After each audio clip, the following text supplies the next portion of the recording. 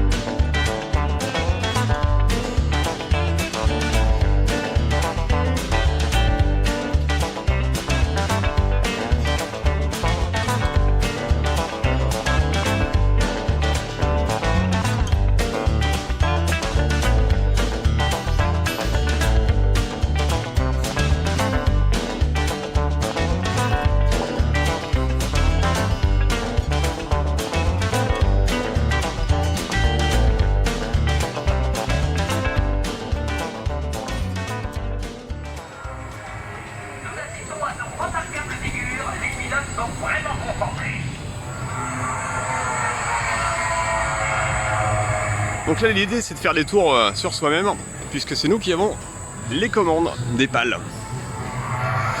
C'est un modèle Gerstlauer, généralement il y a pas mal d'attentes parce que le débit est pas ouf. Donc j'y vais ce matin pendant qu'il n'y a pas grand monde histoire de ne pas attendre trop longtemps. Et derrière on aperçoit le donjon de l'extrême, une tour de chute de 100 mètres de haut. Donc là ça commence à causer 100 mètres. Pour info, à Walibi on était à 50 mètres. Et puis c'était une tour de propulsion. Alpina Blitz, un modèle Mack Ride, c'est la grosse attraction ici.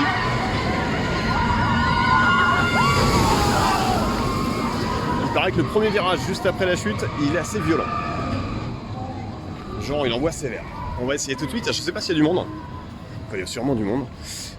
Donc modèle Mack Ride, à savoir le parc a beaucoup de modèles Mack Ride. Campus Expédition qu'on voit derrière, c'est la même chose, c'est Mack Ride aussi. Mack Ride c'est un constructeur allemand. La famille Mack, c'est la famille qui détient le parc Europa Park.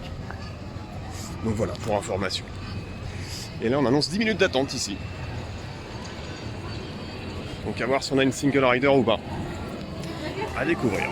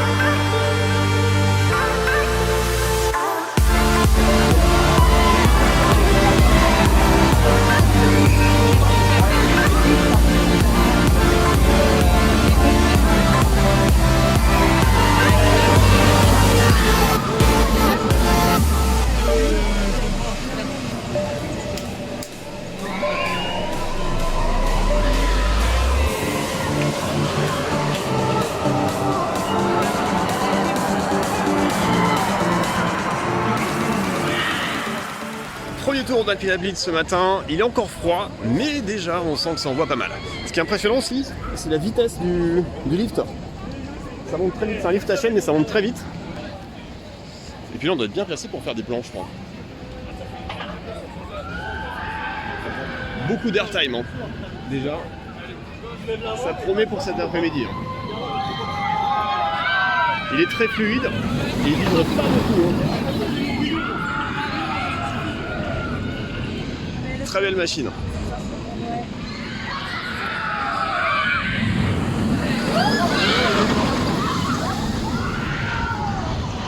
On finit par les 3 boss à la fin. 3 beaux petits airtime. Ça décolle, hein. Ça décolle du siège. Mais il n'est pas encore chaud. Le bâtiment derrière moi, c'est le bâtiment de Spatial Experience. Là encore un coaster, cette fois-ci en intérieur. C'est un petit peu, on va dire, un Space Mountain de Nicolas. Alors on va découvrir ça, je sais pas où est l'entrée. L'entrée, c'est par ici. Hop là. La déco est chouette. Hein. Une déco très américaine. On va retrouver aussi une attraction qui est Jukebox qui est derrière. On verra ça tout à l'heure. C'est un polype. Et il est juste là. On va pas le voir tourner? Non. On va directement à la file d'attente. Allez, c'est parti pour une Spatial Experience.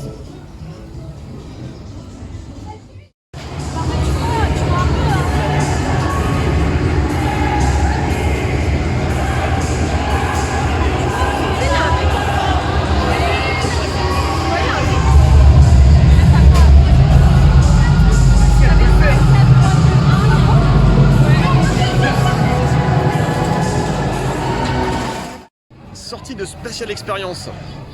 Donc ça tourne à plusieurs trains, au moins 2 trains je crois. Ce qui était assez sympa, on dirait du Mack Ride aussi en fait. Je sais pas le nom du constructeur mais ça ressemble beaucoup à du Mack parce que ça fait beaucoup penser à Eurosat notamment quand c'était Eurosat Europa Park. Maintenant c'est Cancan Coaster avec le fameux lift qui monte en spirale. Voilà, les trains ressemblent énormément aussi à Eurosat. Donc je pense que c'est du Mack Ride. Bref, en tout cas ça vibre beaucoup. On se prend des taquets. Donc je trouve que l'attraction est assez ancienne. Mais en tout cas c'est plutôt du bon. C'est sympa, c'est sympa. Bonne expérience. Ça envoie pas mal. On se prend des bons taquets. Mais ça fait pas mal quand même, ça va. Ben là on va voir s'il y a du monde sur Alpina Blitz. On va découvrir ça tout de suite. Tout à l'heure j'ai eu de la chance en fait. Alors il n'y a pas de single rider, ni ici, ni à Spatial Experience. Mais étant passager seul, généralement tu lèves la main dès qu'il y a une place qui est libre et tu peux gauger pas mal de monde.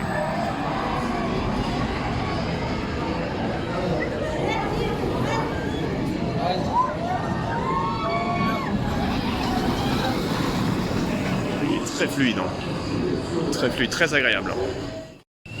Krampus Expédition, juste à côté d'Alpina Blitz. C'est le même fabricant. Ici, c'est un water coaster. Et alors, ça va faire splash. Et il est magnifique.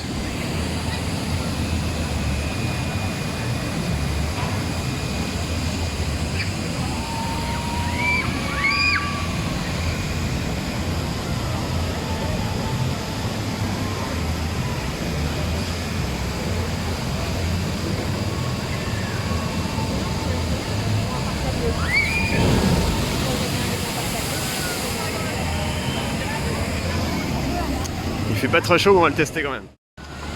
File d'attente de Krampus, ça.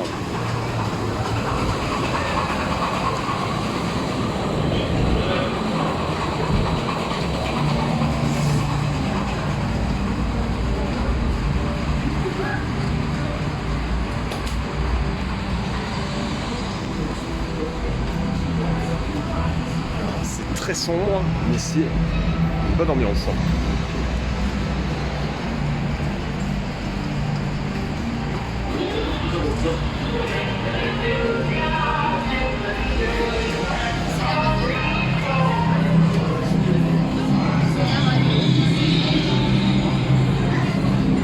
Et là on a le squelette de Krampus.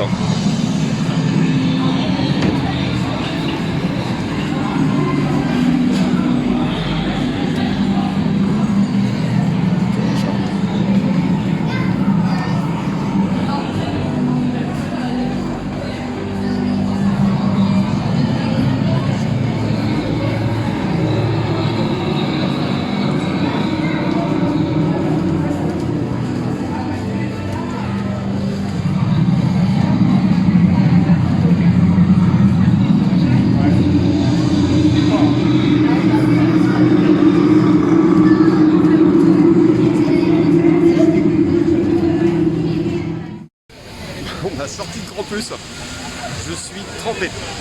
Ça trempe bien. C'est pas que l'impression, hein, ça trempe bien.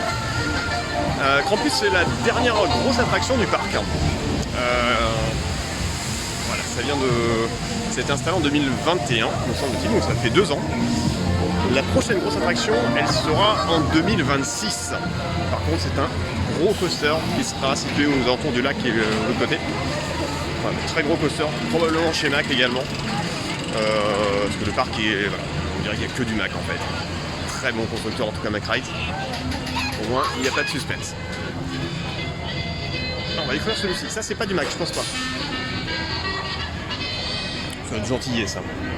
Et après, il y aura le donjon de l'extrême. On aperçoit là-bas qui culmine à 100 mètres de haut. Ce sera pour après, histoire de bien se sécher. Bon là, ça commence à causer. Hein. On va arriver sur le donjon de l'extrême. 100 mètres de chute. Ça se passe ici.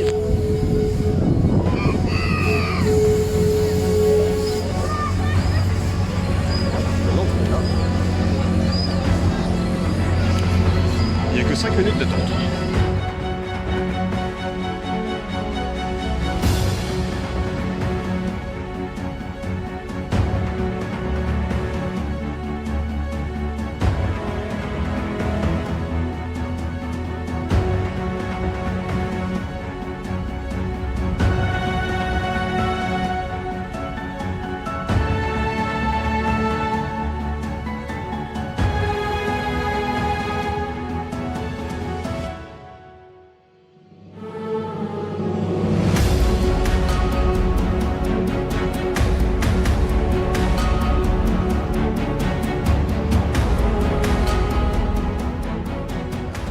Sortie du donjon de l'extrême. Sympa, bien sympa en tout cas. Très impressionnant, la hauteur est vraiment impressionnante, 100 mètres. On a une belle vue sur le parc. Au niveau des sensations, au tout début, effectivement, au début du lâcher, effectivement, on a des grosses sensations d'apesanteur. Et finalement, pendant la chute, au bout d'une seconde, on ne sent plus rien. On est en train de descendre et on ne sent plus rien. C'est vraiment au tout départ. Et après, on a une magnifique vue. Voilà, donc c'est très impressionnant en tout cas du sol. Hein. En même temps, 100 mètres, ça fait beaucoup. Hein. Je me demande s'il n'y a pas un record de France ici, peut-être même d'Europe. Mais c'est une belle machine en tout cas. Puis au niveau des débits, ça avance assez vite quand même. On va aller voir du côté d'Alpina Blitz si on a un deuxième train qui est mis en route, parce que depuis ce matin, il tourne à un seul train. Le débit n'est pas extraordinaire, bien que les opérateurs fassent un très bon boulot.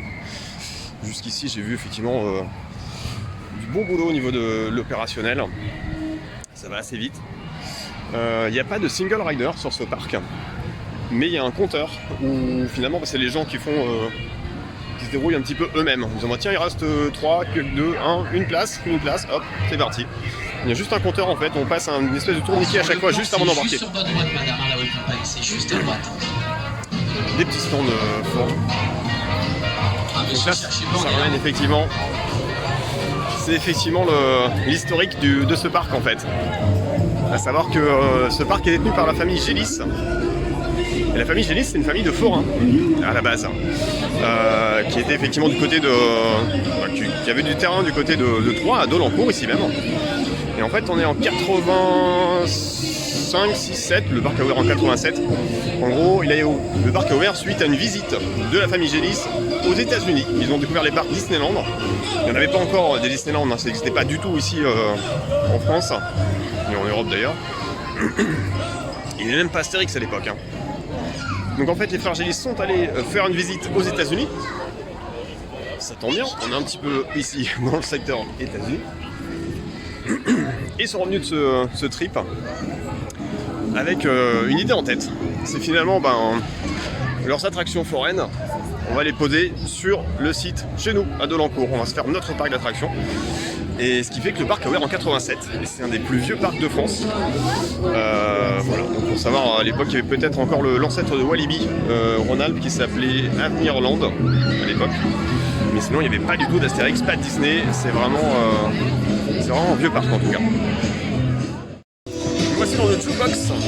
Jukebox en modèle Schwarzkopf.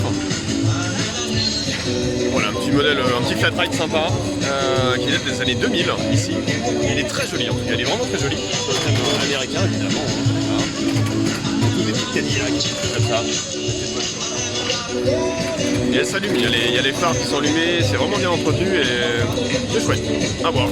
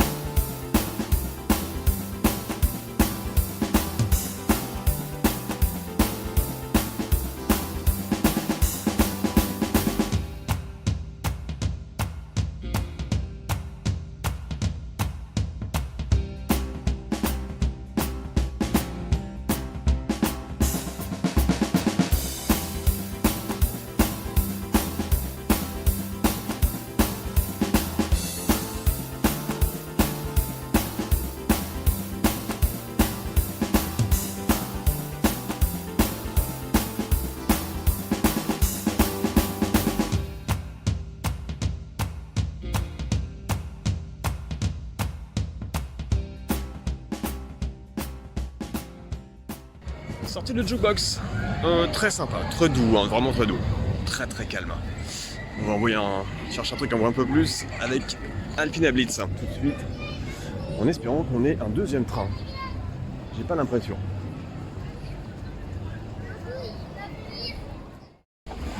Alors, la rivière canadienne. Ouais, c'est des bûches en fait, c'est des bûches exactement comme Menhir Express, parc Astérix. Et bien on va découvrir ça tout de suite. Là c'est gentillé, voilà, sympa. Ah, intéressant ça, ce petit train de la mine, faudra qu'on le chope après. Faut que je trouve l'entrée. Alors on va tester. Alors je suis sec, hein. J'ai fini Krampus depuis Krampus, c'est bon, c'est bien sec. Ça a bien séché, il est 14h. Le temps est pas extraordinairement ensoleillé, mais ça se maintient et il fait relativement bon, donc c'est cool. Ça va sécher assez vite, j'espère. Là, on est reparti pour une douche, hein, quand même. Ah bah voilà, ça y est, une montée, enfin, parce que je l'ai mis ici, hop là, c'est plus calme, enfin, une montée. Et c'est là qu'il faut que j'enlève mon téléphone. Et sinon, avec les caméras, ça va pas, ils vont pas aimer. Oh là, ça monte dur ça. Bon, on se retrouve après, je vais tout tremper. Sortie de la rivière canadienne, ça va, pas trop trempé en fait. Je m'en suis bien tiré tout seul. Train de la mine. Train de la mine tout de suite. Très peu d'attente encore une fois. C'est cool là, il est 14h, ouais, 14h10. Donc là on a enchaîné les tours d'Alpina Blitz, à peu près 3 à la suite. Les débits sont pas extraordinaires, il n'y a qu'un train qui circule sur la voie. Donc c'est pas énorme en débit, puis il y a pas mal de monde, donc ça fait une file d'attente de 20-25 minutes. Donc je vais aller plutôt du côté de la tour, le donjon de l'extrême. Là il y a beaucoup moins de monde, beaucoup moins d'attente, mais c'est plus intense. En tout cas ouais, il y a pas mal de monde, ouais, c'est sûr. L'heure c'est l'heure, hein. 17h30. Je m'engage dans la file d'attente. Ici même. Et c'est terminé. Plus de file d'attente, c'est fini. Je me suis fait bouler à arriver au portillon du train. L'opérateur a préféré justement laisser partir le train à peine plein, en disant aux gens qui arrivaient sur le quai de repartir pour finir pile à l'heure. Donc le dernier train va partir à moitié plein. C'est comme ça. C'est un peu dommage. Sinon il y avait un bon rendement sur Spatial Experience. C'était sympa. Franchement c'était bien.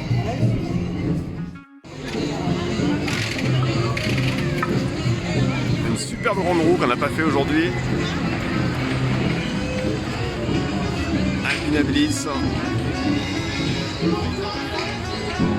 Jukebox.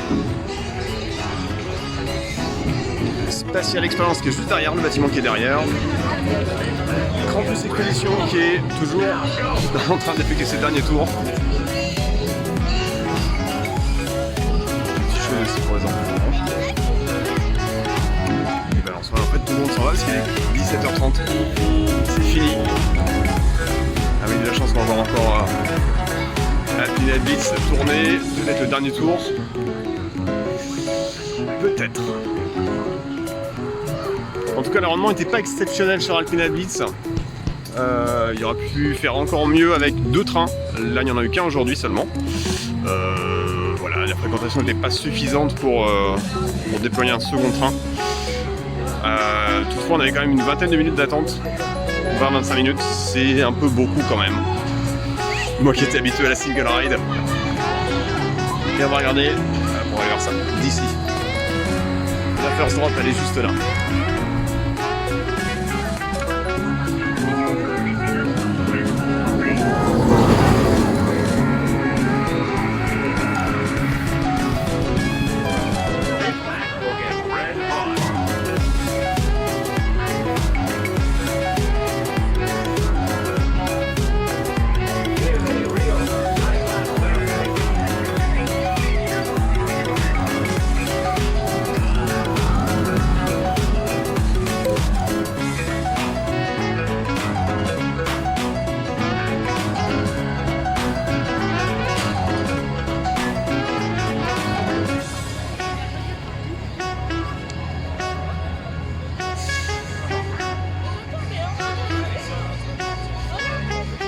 Ce qui est chouette, c'est qu'on est vraiment près des rails.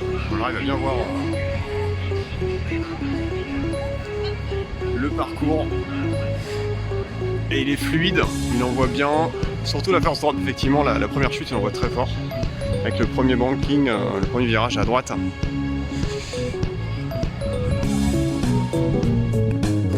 Et voilà, ça se termine. C'est vrai que le donjon de l'Extrême, il est vraiment impressionnant. 100 mètres en même temps. Ah, il est dans les arbres, là, regardez, hop là. Il va jusque là, 100 mètres. 100 mètres. À côté, il y a le petit donjon. C'est juste le pic qu'on aperçoit ici. Si je ne m'abuse. Qui est derrière. C'est celui-là. Voilà, ça c'est un tout petit donjon. C'est pour les enfants. Il est un petit peu plus petit quand même. Belle tour de chute en tout cas.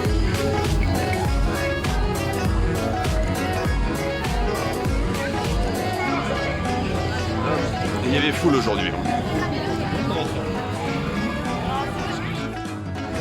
On s'est pas trop attardé aussi sur les fleurs. Le parc est très fleuri en fait. Il est très fleuri, très joli.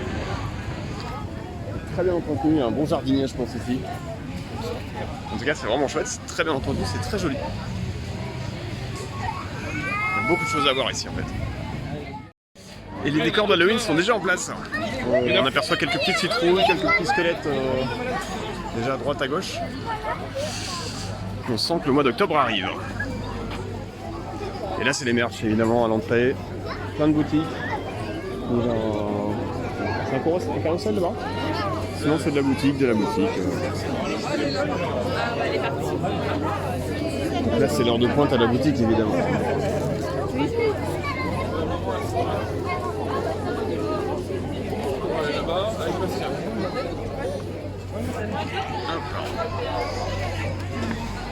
Et voilà. Une bière, je sais qu'il y a une bière locale qui est distribuée ici. Alors je sais pas dans quelle heure, c'est peut-être ici ou dans une autre boutique, en tout cas dans le parc il y a une bière locale. J'ai pas eu le temps de la goûter.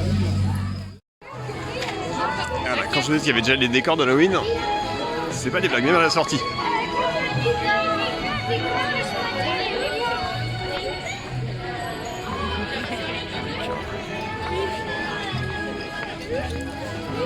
Des fleurs.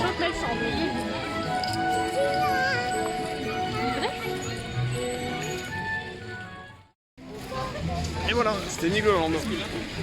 Beau petit parc en tout cas. Bien sympathique, le personnel est top aussi. Donc voilà, très très bonne expérience en tout cas pour une première ici. Et on attend avec impatience la grosse attraction de 2026. Alors peut-être pas avant.